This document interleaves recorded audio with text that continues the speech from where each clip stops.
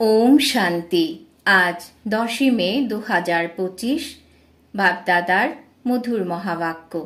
বাবা আজ বলেছেন, মিষ্টি বাচ্চারা, জ্ঞানের পয়েন্টগুলোকে স্মরণে রাখো, তবে খুশিতে থাকবে। তোমরা এখন স্বর্গের গেটের সামনে দাঁড়িয়ে আছো। বাবা মুক্তি জীবন মুক্তির পথ দেখাচ্ছেন। আজকের মুরলির প্রশ্ন, নিজের রেজিস্টারকে ঠিক রাখার জন্যে কোন অ্যাটেনশন অবশ্যই রাখতে হবে? উত্তর, অ্যাটেনশন থাকে যেন যে মনসা বাচা কর্মনার দ্বারা কাউকে দুঃখ দিইনি তো। নিজের স্বভাব খুবই ফার্স্ট ক্লাস মধুর যেন হয়। মায়া নাকে কানে ধরে এমন কোনো কাজ যেন না করিয়ে নেয় যার দ্বারা দুঃখ পায়। যদি দুঃখ দাও তো খুবই অনুশোচনা করতে হবে, রেজিস্টার খারাপ হয়ে যাবে। আজকের মুরলির গীত, নয়নহীনকে পথ দেখাও প্রভু। ওম শান্তি। বাবা বসে বাচ্চাদেরকে বোঝান। পথ খুবই সহজ বোঝানো হয়ে থাকে, তবু বাচ্চারা ঠক্কর খেতে থাকে। এখানে বসলে তো বুঝতে পারে বাবা আমাদের পড়াচ্ছেন, শান্তিধামে যাওয়ার পথ বলে দিচ্ছেন। খুব সহজ। বাবা বলেন, দিন রাত যতটা সম্ভব স্মরণে থাকো। ওই ভক্তি মার্গের যাত্রা হলো পদযাত্রা, অনেক বাধা তাতে। এখানে তোমরা বসে বসেই স্মরণের যাত্রায় থাকো। এটাও বাবা বুঝিয়েছেন, দৈবী গুণ ধারণ করতে হবে। শয়তানি অবগুণগুলো শেষ করতে থাকো। কোনো শয়তানি কাজ করো না, এতে বিকর্ম হয়ে যায়। বাবা এসেছেন বাচ্চারা তোমাদেরকে সদা সুখী করতে। কোনো বাদশাহের বাচ্চা হলে বাবার রাজত্বকে দেখে বাচ্চা খুশি হবে, যতই রাজত্ব থাকুক না কেন। কিন্তু তবুও শরীরে রোগ ব্যাধি ইত্যাদি তো হয়েই থাকে। বাচ্চারা, এখানে তোমাদের নিশ্চয় আছে যে শিব বাবা এসে গেছেন, তিনি আমাদের পড়াচ্ছেন। এরপর আমরা স্বর্গে গিয়ে রাজত্ব করব, সেখানে কোনো প্রকারের দুঃখ থাকবে না। তোমাদের বুদ্ধিতে রচয়িতা আর রচনার আদি মধ্য অন্তের জ্ঞান আছে। এই জ্ঞান আর কোনো মানুষেরই বুদ্ধিতে নেই। বাচ্চারা, তোমরাও এখন বোঝো যে পূর্বে আমাদের মধ্যে জ্ঞান ছিল না, আমরা বাবাকে জানতাম না। মানুষ ভক্তিকে খুবই ভালো মনে করে, অনেক প্রকারের ভক্তি করে। ভক্তিতে সব হলো স্থূল ব্যাপার, সূক্ষ্ম কোনো ব্যাপারই নেই। এখন অমরনাথের যাত্রাতেও স্থূলতে তো যাবে, সেখানেও হলো সেই লিঙ্গ। কার কাছে যাচ্ছে মানুষ কিছুই জানে না। এখন তোমরা বাচ্চারা কোথাও ধাক্কা খেতে যাও না। তোমরা জানো যে আমরা ঈশ্বরীয় পড়াশোনা করেই থাকি নতুন দুনিয়ার জন্য, যেখানে এই বেদ শাস্ত্র ইত্যাদি থাকেই না। সত্যযুগে ভক্তি হয় না, সেখানে হলোই সুখ। যেখানে ভক্তি আছে সেখানে দুঃখ আছে। এই গোলকের চিত্র খুবই ভালো, স্বর্গের গেটের মধ্যে একেবারে ক্লিয়ার। এটা বুদ্ধিতে থাকা উচিত। এখন আমরা স্বর্গের গেটের সামনে বসে আছি, খুবই খুশি হওয়া উচিত।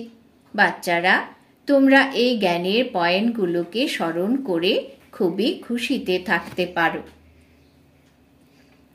জানো যে এখন আমরা স্বর্গের গেটের দিকে চলেছি।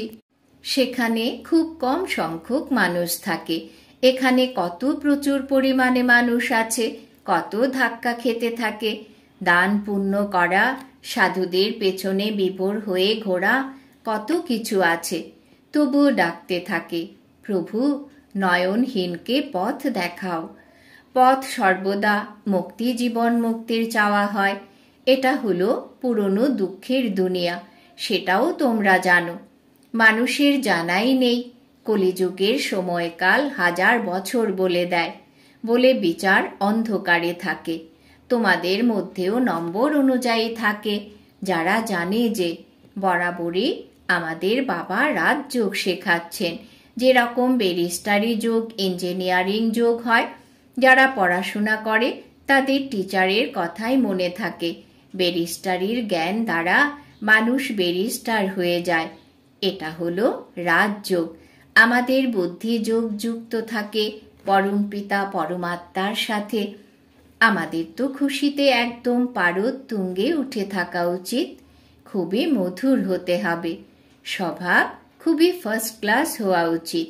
কেউ যেন না দুঃখী হয়, চায়ও যে কাউকে দুঃখ না দিতে, কিন্তু তবু মায়া নাকে কানে চেপে ধরে ভুল করিয়ে দেয়। তারপর ভেতরে অনুশোচনা হয়, আমি শুধুই ওকে দুঃখ দিলাম, কিন্তু রেজিস্টারটা তো খারাপ হয়ে গেল, তাই না? এই রকম চেষ্টা করা উচিত কাউকেই মনসা বাচা কর্মনায় যেন দুঃখ না দিই। বাবা আসেনি আমাদের দেবতা করে তুলতে। দেবতারা কি আর কাউকে দোষারোপ করে? লৌকিক টিচার পড়ায়, দুঃখ তো আর দেয় না। হ্যাঁ, বাচ্চারা না পড়লে কেউ শাস্তি ইত্যাদি দেয়। আজকাল মারধর করার রীতিরও পরিবর্তন করা হয়েছে। তোমরা হলে আধ্যাত্মিক টিচার, তোমাদের কাজ হলো পড়ানো আর সাথে সাথে ম্যানার্স শেখানো। আবার পড়বে লিখবে তো উচ্চ পদ প্রাপ্ত করবে, পড়াশোনা না করলে নিজেই ফেল করবে। এই বাবাও রোজ এসে পড়ান, ম্যানার্স শেখান। শেখানোর জন্য প্রদর্শনী ইত্যাদির প্রবন্ধ রচনা করে। সবাই প্রদর্শনী আর প্রজেক্টার চায়, প্রজেক্টারও 1000টা নেয়। প্রতিটি কথা বাবা খুবই সহজ করে বলেন। অমরনাথেরও সার্ভিস সহজ, চিত্র দ্বারা তোমরা বোঝাতে পারো। জ্ঞান আর ভক্তি কি? জ্ঞান একদিকে, ভক্তি আরেক দিকে। এক তরফ স্বর্গ, আরেক তরফ নরক, একদম ক্লিয়ার। বাচ্চারা, তোমরা এখন যা পড়ছো এটা হলো খুবই সহজ, ভালো করে পড়েও নেয়, কিন্তু স্মরণের যাত্রা কোথায়? এই সমস্ত হলো বুদ্ধির ব্যাপার। আমাদের বাবাকে স্মরণ করতে হবে, এই ব্যাপারেই মায়ার প্রবেশ হয়। যোগ একেবারে ভঙ্গ করে দেয়। বাবা বলেন, তোমরা সকলে যোগে দুর্বল, ভালো ভালো মহারথীরাও দুর্বল, মনে করে এর মধ্যে এই জ্ঞান খুবই ভালো, সেই জন্য হলো মহারথী। বাবা বলেন, ঘোড়সওয়ার পেয়াদা আছে, মহারথী তারাই যারা স্মরণে থাকে। উঠতে বসতে স্মরণে থাকলে বিকর্ম বিনাশ হবে, পবিত্র হবে, না হলে শাস্তিও পেতে হবে আর পথভ্রষ্ট হয়ে যাবে। সেই কারণে নিজে চার্জ রাখলে তোমরা বুঝতে পারবে। বাবা নিজেই বলেন যে আমিও পুরুষার্থ করছি, বারংবার বুদ্ধি অন্যদিকে চলে যায়। বাবার প্রতি তো খুবই খেয়াল থাকে। তোমরা দ্রুত চলতে পারো, সাথে আবার চলনও শুদ্ধে নিতে হবে। পবিত্র হয়ে তারপর আবার বিকারে অবনতি হলে যা উপার্জন হয়েছিল উধাও হয়ে যাবে। কারোর উপর ক্রোধ করলে, নুন জল হলে তো আবার অসুর হয়ে যাবে। অনেক প্রকারের মায়া আসে, সম্পূর্ণ তো কেউ হয়নি। বাবা পুরুষার্থ করাতে থাকেন। কুমারীদের জন্য তো খুবই সহজ। এক্ষেত্রে নিজেকে শক্তি সম্পন্ন হতে হবে, অন্তরে সততা থাকতে হবে। যদি মনে মনে কারোর প্রতি মন আকৃষ্ট হয়, তবে এই মার্গে চলতে পারবে না। কুমারীদের মাতাদেরকে তো ভারতকে স্বর্গে পরিণত করার কাজে লেগে যাওয়া উচিত। এতে পরিশ্রম আছে, বিনা পরিশ্রমে কিছুই পাওয়া যায় না। তোমাদের 21 জন্মের জন্য রাজত্ব প্রাপ্তি ঘটে। কত পরিশ্রম করা উচিত। ওই পড়াও বাবা এই জন্যই পড়তে দেন, বলেন যতক্ষণ এতে সূর্যেরও হয়ে যাবে পড়াশোনা করে যেতে হবে। এই রকম না হয় আবার যেন এই দুনিয়া থেকেই চলে যায়, কারণ নাম রূপে আটকে গেল তো শেষ। ভাগ্যবান বাচ্চারাই শরীরের ভাবকে ভুলে নিজেকে অশরীরী মনে করে বাবাকে স্মরণ করার পুরুষার্থ করতে পারে। বাবা রোজ রোজ বোঝান, বাচ্চারা তোমরা নিজেকে শরীর ভাবা ছাড়ো। আমরা অশরীরী আত্মারা এখন পরমধাম গৃহে ফিরে যাচ্ছি। এই শরীর এখানেই ত্যাগ করতে হবে। সেটা তখনই ত্যাগ করবে যখন বাবাকে নিরন্তর স্মরণ করে কর্মাতীত হয়ে যাবে। এতে বুদ্ধির ব্যাপার আছে, কিন্তু কারুর ভাগ্যে না থাকলে কি উপায় হবে? বুদ্ধিতে এটা থাকা উচিত যে আমরা অশরীরে এসেছি, তারপর সুখের কর্ম সম্বন্ধতে বাধা পড়ে আবার রাবণ রাজ্যে বিকারী বন্ধনে আটকে পড়েছি। এখন আবার বাবা বলেন অশরীরী হয়ে যেতে হবে। নিজেকে আত্মা মনে করে আমাকে স্মরণ করো। আত্মাই পতিত হয়েছে। আত্মা বলে, পতিত পাবন এসো। এখন তোমাদের পতিত থেকে পবিত্র হওয়ার যুক্তিও বলা হতে থাকে। আত্মা হলোই অবিনাশী। তোমরা আত্মারা এখানে শরীরে এসেছই পার্ট প্লে করতে। এটাও বাবা এখন বুঝিয়েছেন।